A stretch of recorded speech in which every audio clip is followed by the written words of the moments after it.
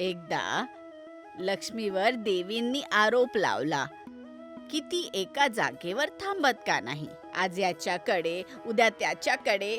तेव्हा लक्ष्मी म्हणाली, जे माझा आदर करतात, आपलं धन नीट विचार करून खर्च करतात, मेहनत करतात, मी त्यांची साथ कधीच सोडत नाही. पण खंत ही आहे, मी ज्यांच्याकडे पण राहते ते लोक विचित्र वागायला सुरुवात करतात. बाकीच्या देवींनी लक्ष्मीच्या या उत्तराला तिचा बहाणा म्हणाल्या.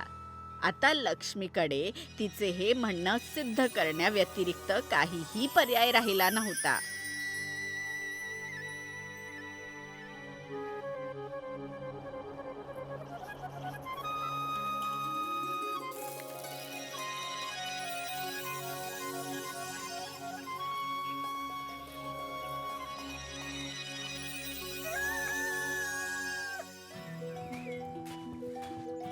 रामूच्या कुटुंबाचा उदरनिर्वाह जमिनीच्या याच तुकड्यावर होणाऱ्या शेतीवर चालायचा. लवकर लवकर मला भूक लागलीये.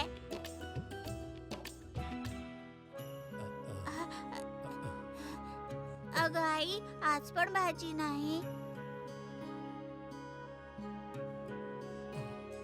जोपर्यंत शेतात भाज्या उगवत नाहीत तोपर्यंत मी या आंब्याबरोबर पोळी खातो. आंबा मला पाहिजे, मला पाहिजे.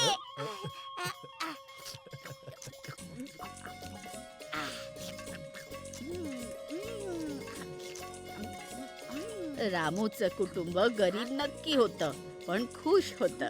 आणि आज तर त्याचा आनंद दुप्पट नाही, चौपट होणार होता.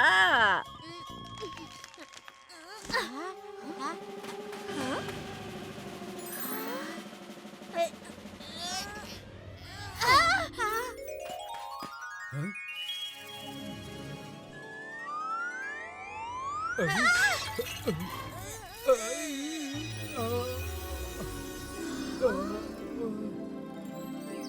धनाची देवी लक्ष्मीची कृपा त्यांच्यावर अशी बरसली की त्यांचा आनंद गगनात मावेनासा झाला.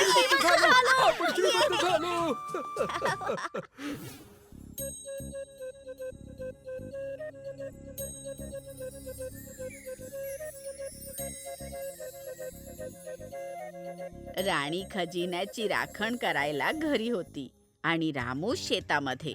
घरात खजिना असेल तर रामूचं मन कडक उन्हामध्ये मेहनत करण्यामध्ये लागलं असतं का?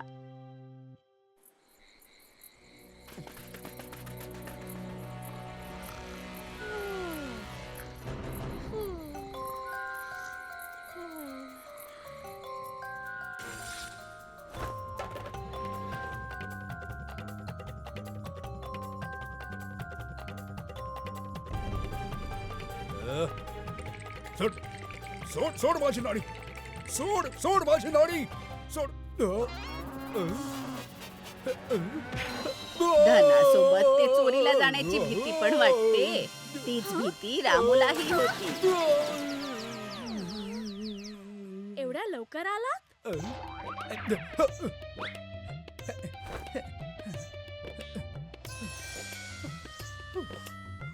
आता हे घर आपल्यासाठी सुरक्षित नाहीये राणी.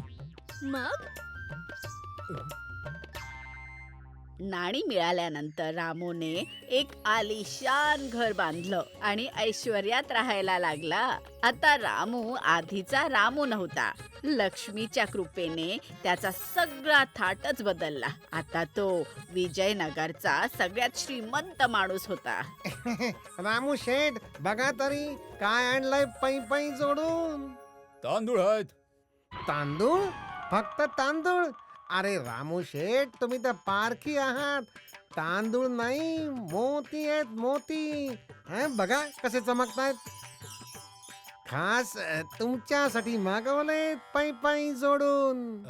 पण भांडारात आधीपासूनच धान्य भरलेलं आहे. अरे ते गरीबात वाटून पुण्य कमवून घ्या बाई. आता आता ते ठेवलेलं धान्य रामू शेठ थोडंच खाणार आहेत काय शेठजी? नाही, अजिबात नाही. अरे बघताय काय, धान्य उतरवा गाडीतून पै पै जोडून. हम्म. उडंका हम्म. हे घे तुझे नाणी.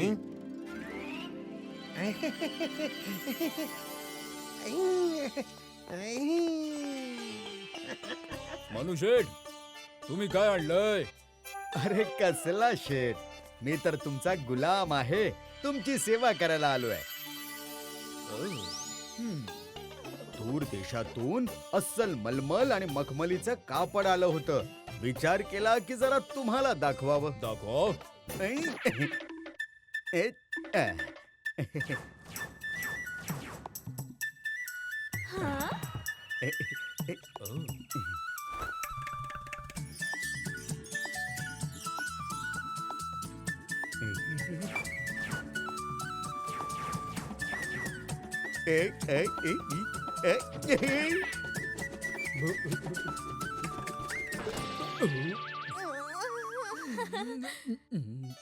हे धन काही रामूच्या मेहनतीचं नव्हतं. त्यामुळे तो वायफळ खर्च करत राहिला.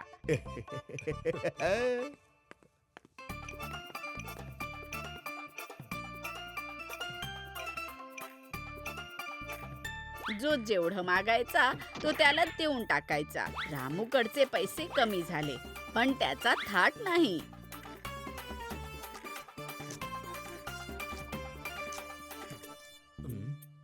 अरे पैसे नंतर द्या ना, शेठजी.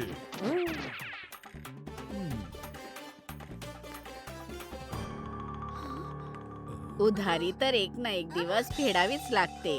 अखेर तो दिवस आलाच. आई, फक्त एक नाणं? पण आपला हिशोब तर जास्त आहे शेठजी. पै पै जोडून. माझ्याकडे आता फक्त एवढेच आहेत. अं? अरे तुमच्याकडे अजून बरंच काही आहे रामू त्याच्या शेठ. हिशोबाच्या बदल्यात उडंका रामूच्या घरून सामान आणि घोडा गाडी पण घेऊन गेला.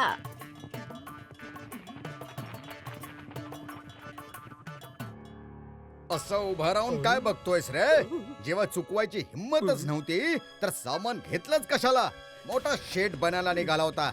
काढ हे. हं? चला रे घेऊन सगळं हे सामान. रामूने धन खर्च करण्यात ना दूरदर्शीपणा दाखवला होता आणि ना अक्कल लावली.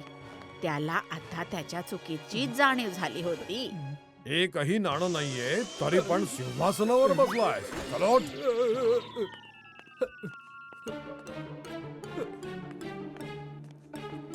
ए, थांब. माझ्या शेटजींनी सांगितलंय सगळं सामान उचलून न्यायचं. बाजूला चल. नाही, नाही. आपले सुखाचे दिवस संपले राणी. फुकट मिळालेल्या धनामुळे आपण लक्ष्मीची कदर करणं विसरलो होतो. म्हणूनच ती आपल्यावर नाराज झाली. अंत भलं तर सगळं भलं. रामू आणि राणीने त्यांच्या चुकीतून धडा घेऊन परत मेहनत करायला सुरुवात केली.